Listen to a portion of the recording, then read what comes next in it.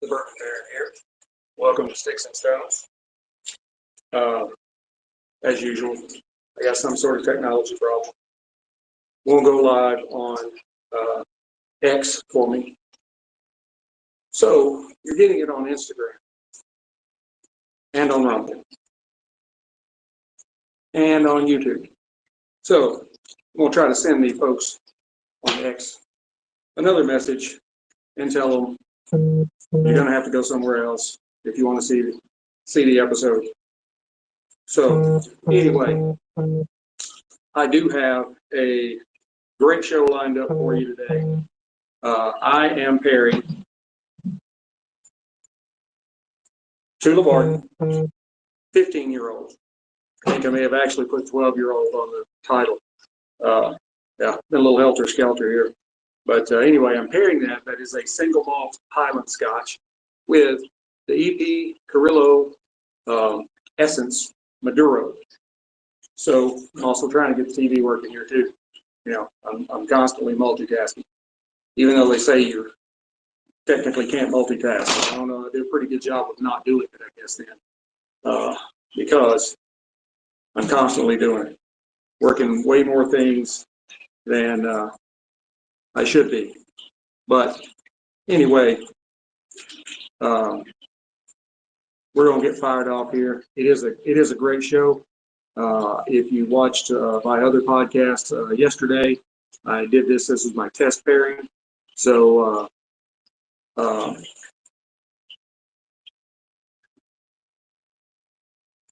so I'm all primed and ready for it.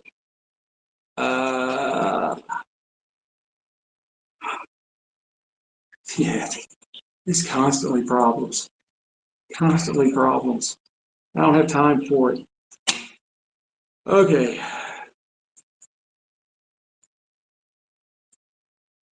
It's just I get, and there's no way to like test stuff before I do it. So it has to like go live and then says, oh, by the way, you're not gonna be able to do it on X. Do you want to keep going? So what are you gonna say? No. The other ones are waiting. So like I said, it's just this constant technology problems. Nothing wants to work the way it's supposed to work. You know, you've heard me complain for a long time.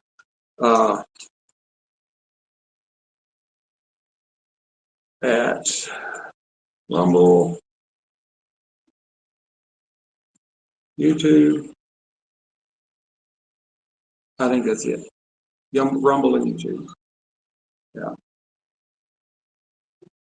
So hopefully everybody doesn't just walk away and be like, oh, F this. He's rattling on too much about his technology problems, but I just got to get this fixed before I go. So, all right, there we go. Should be good. We'll see. Welcome to this edition of Sticks and Stones. I am your host, the lovable Bourbon Baron, one of my aliases. I have become a fan of E.P. Carrillo here of late. I hadn't really tried them that much until they started coming out with, you had like the Pledge and the La Historia and, those. And so I started trying them and I'm like, man, these are some good cigars. I wanted to get some more of these. So I did. And this is one that popped up. But we'll start with we don't want to start with the cigar. We won't start with this. We won't start with Tullibardine. Tullibardine there's been distillation going on there, or brewing, started in like 1488. And there for a while, here recently, it was shut down. But in 2003, they fired back up again. And this particular spirit is one of the best, most well-aged releases that they've ever had. It was wonderful yesterday. And it was matured entirely in first fill bourbon casks. There's going to be, I know, lots of like creamy and honeyness kind of thing going on. But here it is, glassed up. It's a nice, beautiful golden color, kind of a medium golden color. It's not light, it's not real heavy and dark. It's got a really, really great nose on it. There's lots of sweetness coming off of it, kind of a barley kind of sweetness. There's some floral notes in there. There's also a little bit of fruit like apple and maybe the kind of baking spices, a little bit of cinnamon and well, like apple crumble kind of stuff, and maybe a little custard or really nice creaminess. On the palate.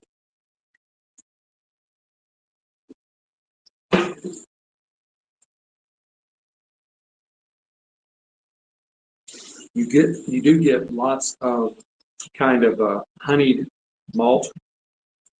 You're getting a really good sweetness with the maltiness of the barley mixed in there together. There's some again like creamy kind of custard. I think over there they would call it porridge.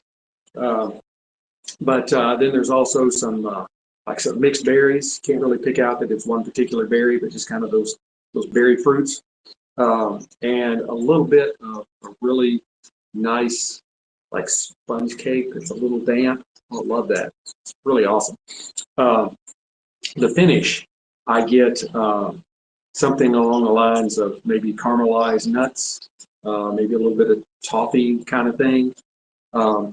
There's also a little bit of spicy oak and maybe a little bit of tropical fruit on the finish. Something like a mango. It's not a real pungent like a pineapple, but really delicate.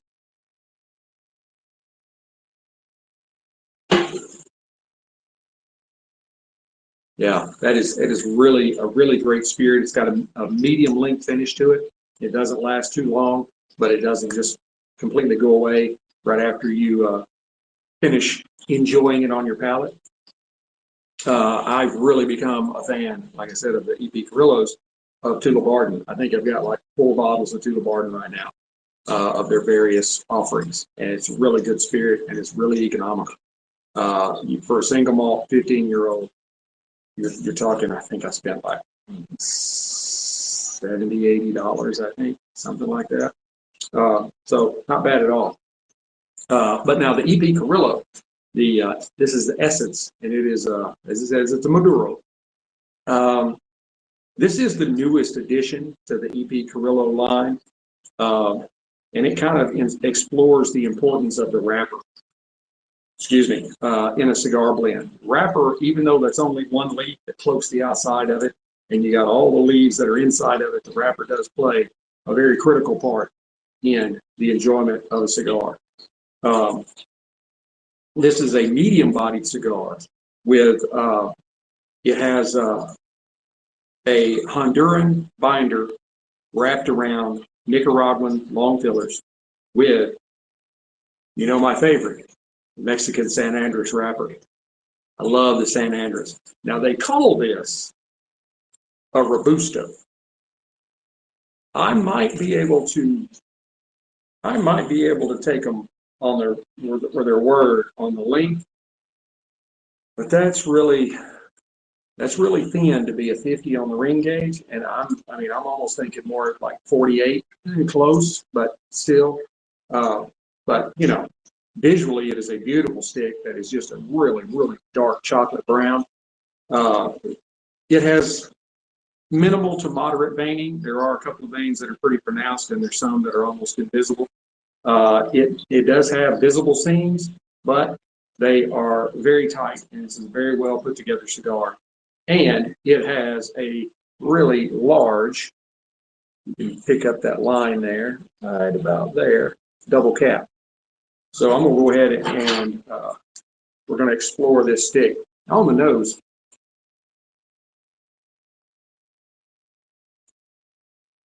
you get a really rich barnyard note off of the nose just right away.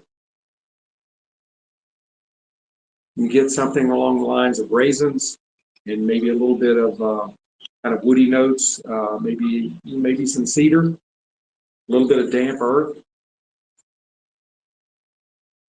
It's a really great smelling cigar. It has a great nose on it. Probably sounds better, but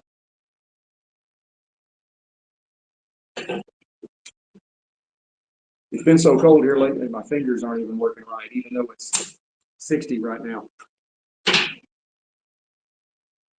Not my best V cut, but it's okay. On the cold draw.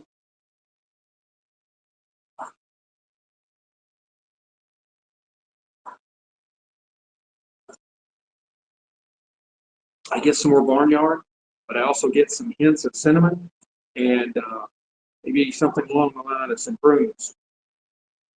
We don't really want what goes along with the prunes, but you know, you got the kind of the taste of prunes. So it's something along the lines of a raisin. All right, let's go ahead and get this stick fired up. Oh, not my microphone. Sorry, it's a professional operation, can't you tell? I would say it's my production crew, but I am the production crew. We toast up the cigar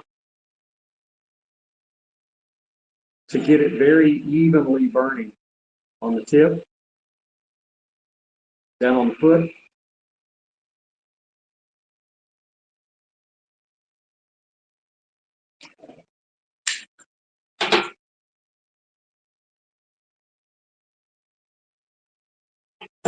That way you are really getting the most enjoyment out of all of the different leaves that are in there. And then that also helps with the burn as you continue to partake in your cigar. It does help keep it even.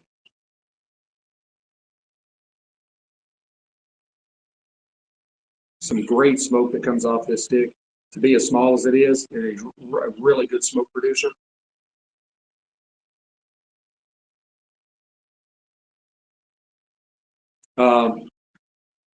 I get some like charred oak notes. I don't know what the hell's going on over there. That's not part of the No Shoes Bar and Grill. I get some charred like oak notes, you know, probably from the bourbon barrels. Forget that. Not from the bourbon barrels. I'm getting some good charred oak notes. I'm trying to mix my stuff up here. That's why if I try to just wing it, I sometimes screw it up.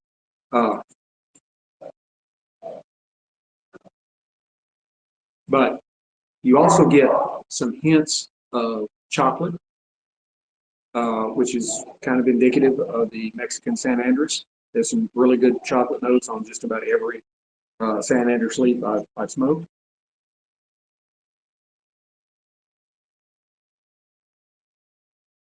You get a little bit of a kind of a citrusy tang on the retro inhale and mixed in with some black pepper.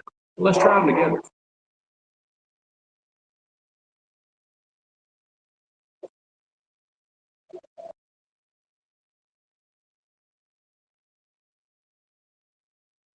The mouthfeel of the spirit, along with its kind of fruity and florally notes blend really well with the chocolate and the wood on the stick. One doesn't really like overtake the other. It's almost like the spirit helps the smoke travel throughout your palate.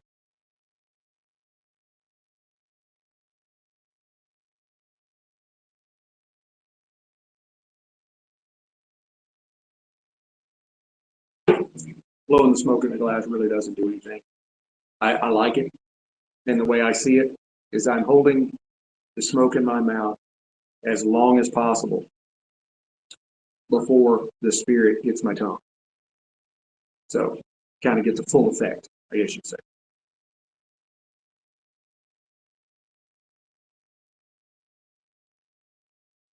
And the kind of the caramelized nuts on the finish mix really well with the chocolatey off the spirit. I know I'm just kind of wandering all over the place. It's been kind of a rough week. That's about all I can say. Yeah. That's all I can say. I can tell you, I got in, when I got these, I also got some of the Macanudo emissaries. I'm really excited to try those. But I was going to start off with this one. I'm also starting to kind of get close to the 650 cigar limit in my cigar cabinet. I've got, I think, 6 boxes on the bottom, in the bottom drawer. And then the other 2 drawers probably have 50 to 75 in each of those, just individual, mostly, 5-pack, whatever's left over from 5 packs. I try to buy 5 packs, especially on things I haven't tried before. I don't want to commit to a full box and don't want to try and go pay, the single stick price. And you can usually, a lot of cigars, you can pick up 5-pack, whether it's, Cigars International, Thompson, JR Cigars, all those places. You can find 5 packs of most things. Occasionally you have to go and buy an individual stick, but so far I haven't had any here lately that I've really been too suspect on, but I'm just not willing to commit to a full box. That's expensive.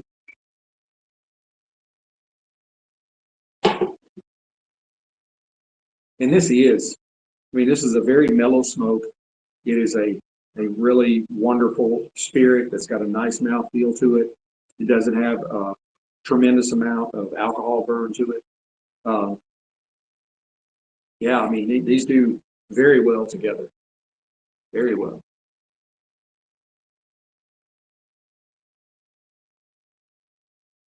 I'm hoping we don't end up with tariffs on Scotch.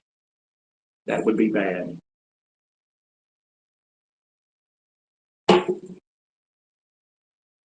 Considering that's the only place you can get it. Japanese have their, what do they call it, malt whiskey? Because you can't use the word Scotch unless it was distilled and aged in Scotland. That is the law. And Scotland will come after you if you try to make a whiskey outside of Scotland. They call it Scotch. That is their policy.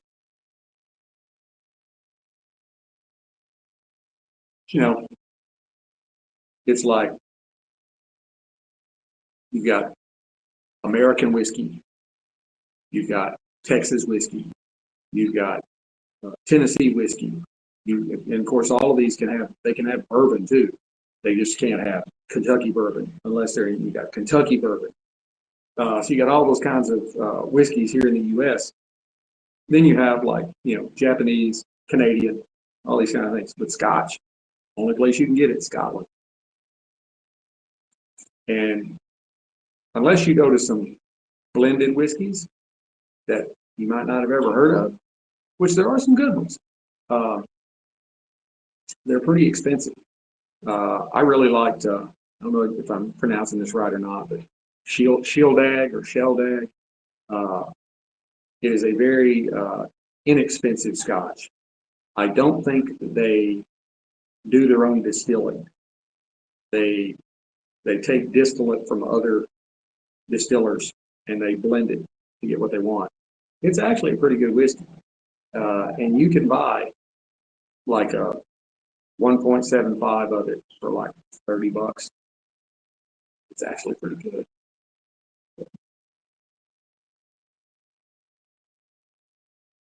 Yeah, I think I have a few people out there.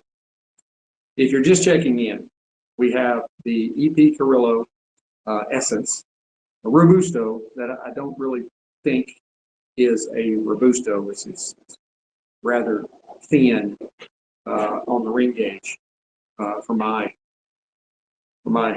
cigar measuring skills. But I think maybe a 48, 49, something like that. It's close. But it's a really good stick. It's got a Mexican San Andrés wrapper on it. It's got some great charred wood notes in it with some hints of chocolate.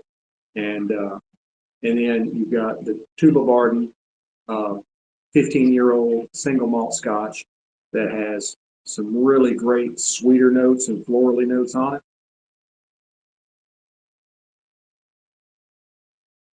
Some honey, some malt, some custard, and some berries. Maybe a little bit of sponge cake. Love cake.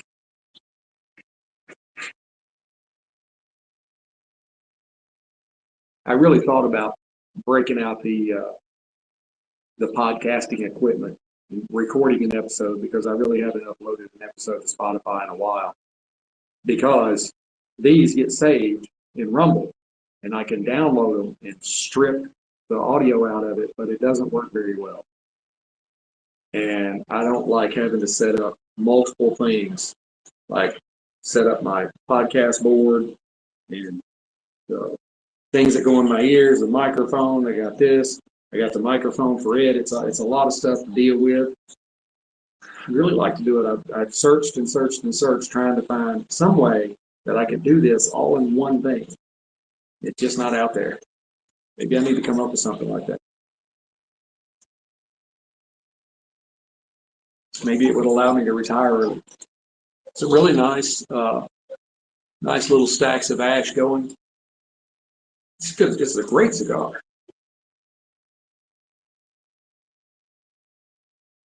One that I am highly anticipating is the new aging room, Bohemian or Bohemia. I can't remember if there's an N on the end of it or not. I think there is. But my buddy Rafael Nodal, he keeps posting his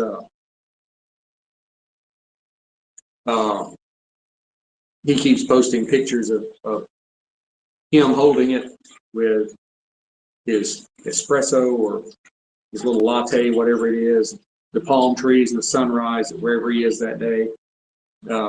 He's really been doing a great job of it, and he's just taking pictures and posting them on social media. It's free. Great advertising. I can't wait till I see it. Every time I go to the cigar shop, I'm looking, see if it's there.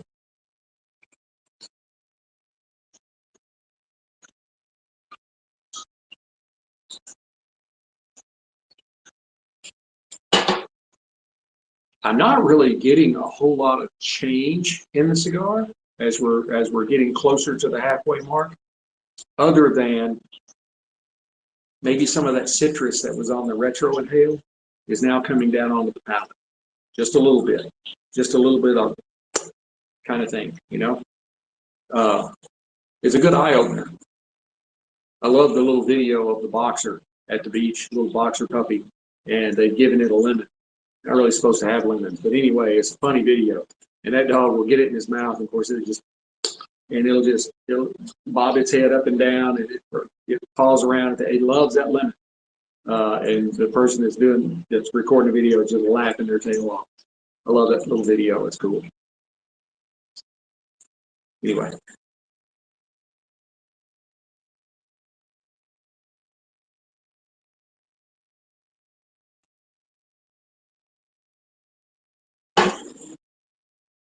And if you've never had Tullibardine, maybe you've never even heard of it, you may just walk right past it on the Scotch aisle at your local package store.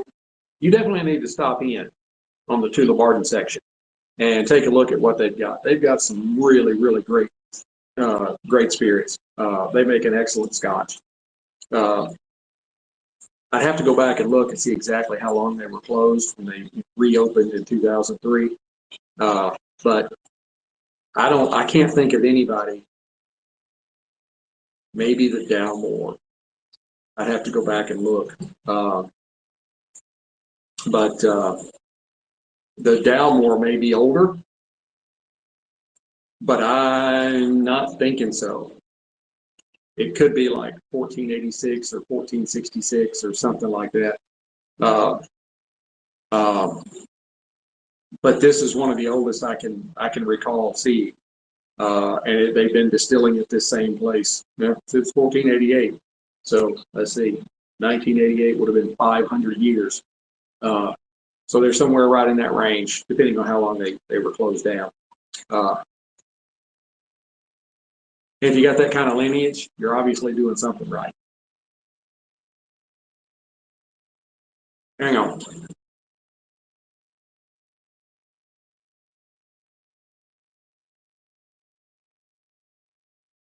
My wife has, Mrs. Dixon Stones has our princess, Sadie, out at the woods. It's a park that's just like, it's all woods, and they cut trails through it, but that's all they do. They don't clean anything up. There's, you know, it's just nature. There's hardly ever anybody out there, and so she'll take Sadie out, and she'll just take a walk through the woods, and she'll let Sadie off her leash and let her run. She don't go very far. She's a lab. She's got to stay with her pack. And every so often she'll look back and be like, "Hey, are you back there?" And if you're not, she'll come back, try and find you. She didn't go far.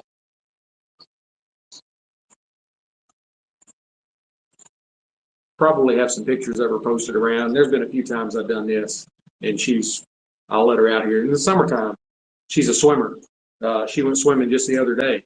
Yeah, it was like 45 degrees outside. The water was probably not much cooler than that, or not much warmer than that. And she just hops right on in. Swims around, makes her a big lap, gets out, shakes off. Like, Sadie, wait till summertime. You know, it's cold. But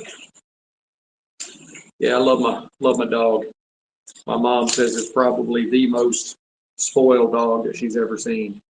She is treated like a princess. My wife and I were, I call us retreads, because we were married once before, not to each other, and she's like our child. So we've got 4 kids, 6 kids if you count the 2 that we had to kind of take under our wing. So, but this is the one that we have together.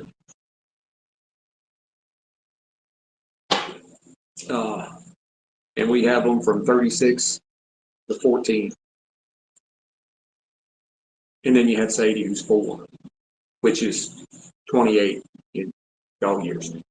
So, she'll be 5. I believe she's going to be 5 in April. That's 35.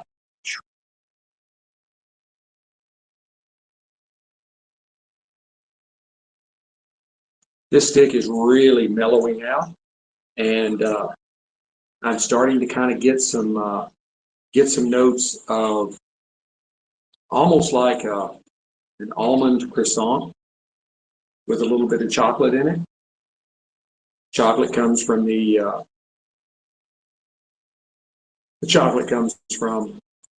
San Andrés wrapper.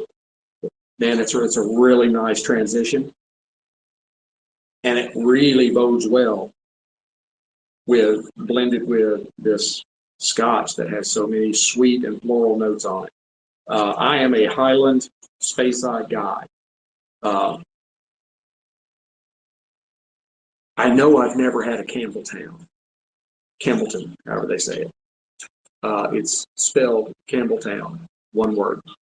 I don't know that I've had a Lowland. I need to dig into and pull out some of those, because I think there's can't remember the name right now, but there's some Lowlands out there. And then you have the Islays, which is what a lot of the purist Scotch drinkers really like. That's not me. I'm a low smoke, low peat guy. I don't mind a little smoke, a little peat, something like a Johnny Walker 15-year-old, which is a blended Scotch. But like Lagavulin, everybody's been crazy about it. I took one sip. It to me, it literally tasted like somebody had mixed up ashes from a fire and gave it to me to drink. No, not me. About the only Islay that I've had that I just really loved is the Brocklotic Classic Lighting. That's a good Scotch. Yeah. And very distinctive. You don't have to worry about missing it on the Scotch aisle. The bottle is baby blue. I mean, like more blue than this, more baby blue than that. It stands out. You can't miss it. If you do, you've had too much to drink before going there.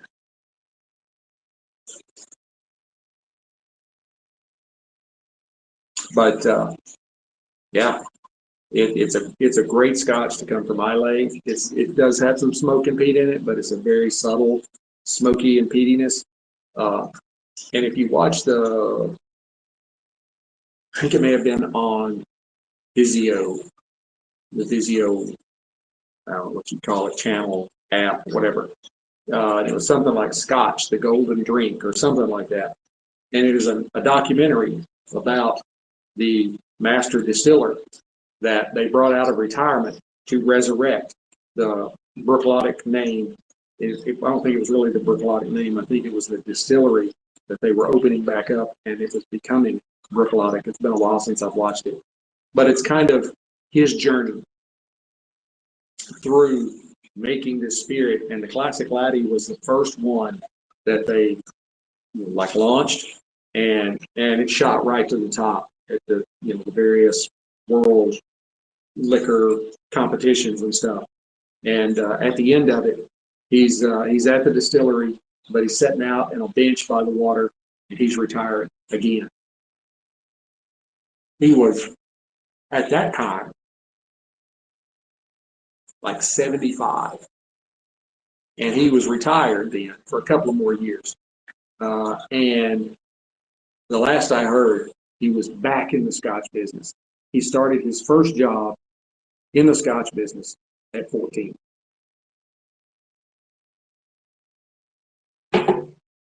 "60 years of making Scotch." That's somebody that is dedicated to whiskey.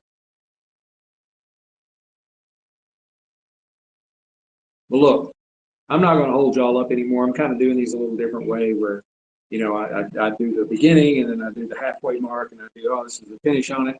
Basically, you can see what I got off the initial, kind of gave you the changes that came about the halfway mark, and I'll let you just discover the rest for yourself.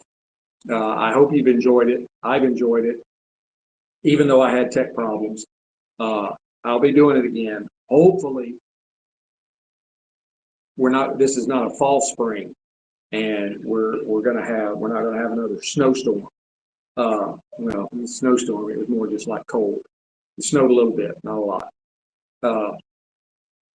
But I definitely will be trying to do these a little more often now that hopefully it's warming up and going to stay that way, So, but until we get to be together again, keep your sticks dry.